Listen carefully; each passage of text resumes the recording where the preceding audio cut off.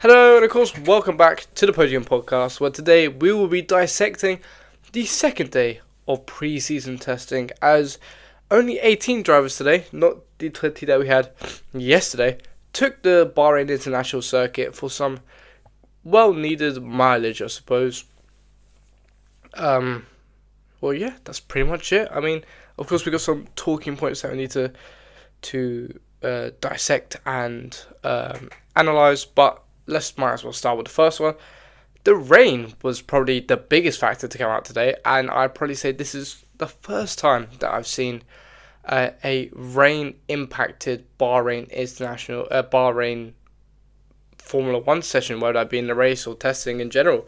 I mean, coming into this I suppose 3 days, there was a lot of mumble about rain, and it kind of did play a little part yesterday, but today was bad. It was perfect intermediate level conditions. So it turns out that, only two teams actually brought a set of intermediates and wets with them to Bahrain. Why?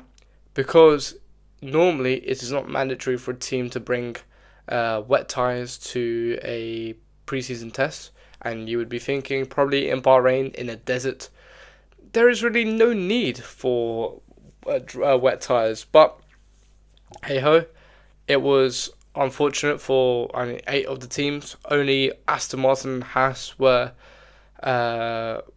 given the opportunity, or they had the opportunity to go out and do some intermediate tyre running. Only Esteban Ocon managed to today, with himself doing only I think about 10 to 15 laps in the wet.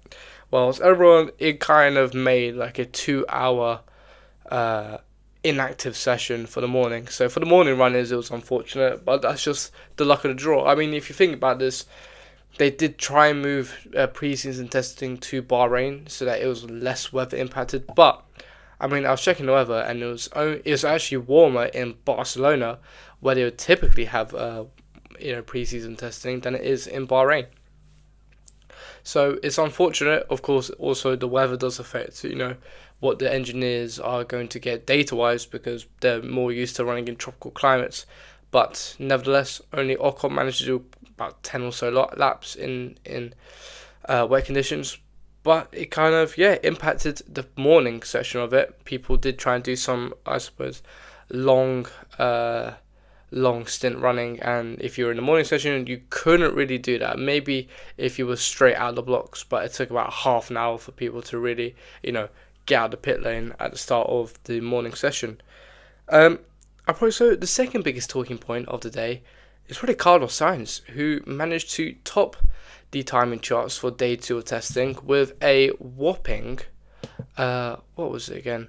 A whopping 1 minute 29.3 after 126 laps, which is, to be fair, quite a lot.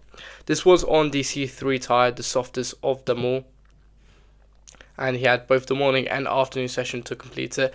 But nonetheless, yes, he might have been on a qualifying run, and this might be the true pace, but he was matching the levels of both Lewis and Leclerc, which we'll get onto later, in the Ferraris.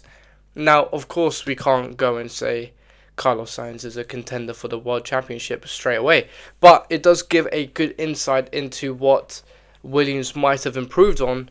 And if you look at the data over their both long run plans and their qualifying performance plans, they do seem to have improved. I mean, if you look at qualifying last year, Carlos Sainz is already, nearly over a second quicker than he was in qualifying for the Bahrain Grand Prix last year.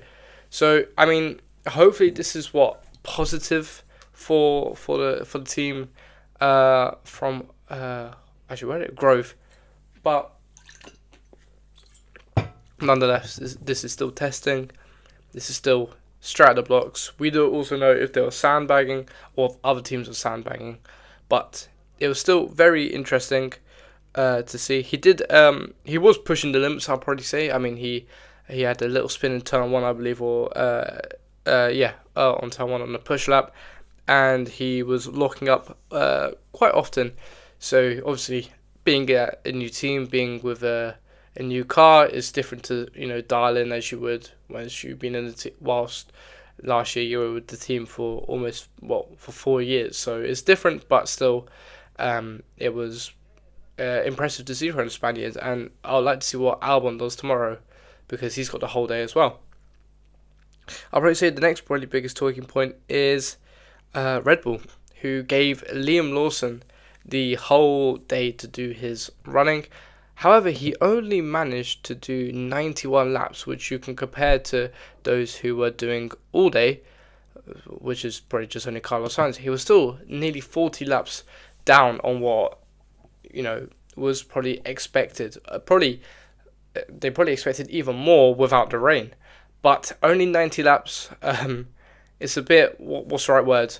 Worrying for the driver, maybe, considering this is probably his last moment in the car before they head to Melbourne for FP1. A lot of work was done to the Red Bull today. A lot of, I believe, floor changes, and he also did have a water pressure problem, which took him out for about an hour and a bit, which is probably the first, not reliability, but first problem, internal problem we've had with the, I suppose, the running this year.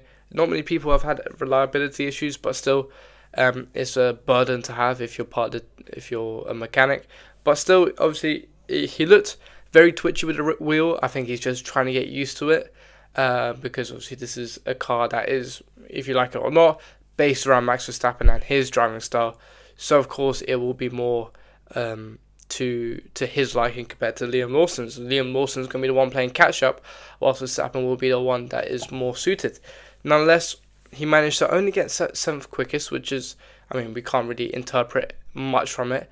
But as I said in my predictions video this week actually, sorry, Red Bull do seem a tad off the pace, which we get into our next point in Mercedes and Ferrari, who look probably the closest to match McLaren, who, as I said yesterday, are probably the team to beat still.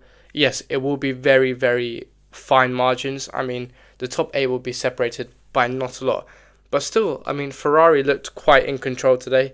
They made it a 2-3 altogether. Lewis Hamilton taking the edge over Leclerc by not a lot. It's only only 500ths of a second, so they're evenly matched, both of them. Obviously, both on the C3 as well, and they both look quite in control. Leclerc did have a little spin at the last corner, turn 15, but still, nonetheless, Ferrari looked dialed in. They look quite confident in their car. I think Fred Vasseur, is quite confident in what his team can achieve this year. And to be fair, I'd probably say that at Mercedes looked also quite good today. I think they managed to complete a solid P4, P5, which is probably where they wanted to be. Only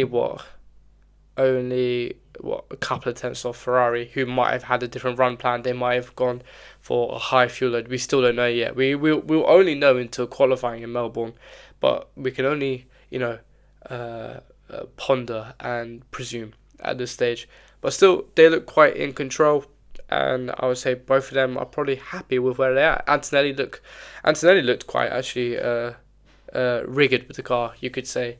Very on the limit, locking up quite a lot, to be fair. He's making his tyre go into like a 50p shape.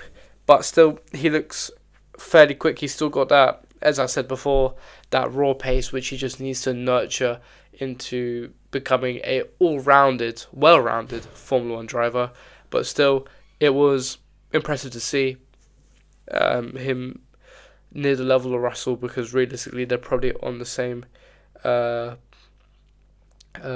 plan. But still, I think his only problem is probably his braking. I think he's just, obviously, a brake in a Formula 1 car is extremely different to a brake in a Formula 2 car.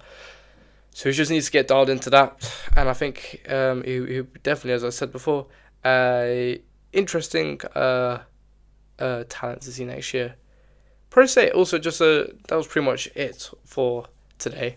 But I would just like to note the weird almost collision between Hülkenberg and Piastri, which is quite weird. It was probably the only this is the first collision of 2025, you could say. But it was very weird. I mean, you come down into turn 8, I believe, after like the turn, 5, 6, 7, quick left, right, left-hander, then you come down the hill, and then it's a hairpin. But obviously, Hulkenberg was offline, but it seemed that Piastri almost just went into the side of Hulkenberg. I think he just probably suffered from a lot of understeer going into that corner, but it was very odd collision. And I guess we'll see tomorrow what will happen if Verstappen could probably, do something. This is probably the moments where they want to get their good qualifying rounds in, so you will see. Hopefully, you'll see almost a true performance of the car. But I think that will definitely wrap up today's little podcast. Make sure to like and subscribe, and I hope you have a simply lovely day. Goodbye.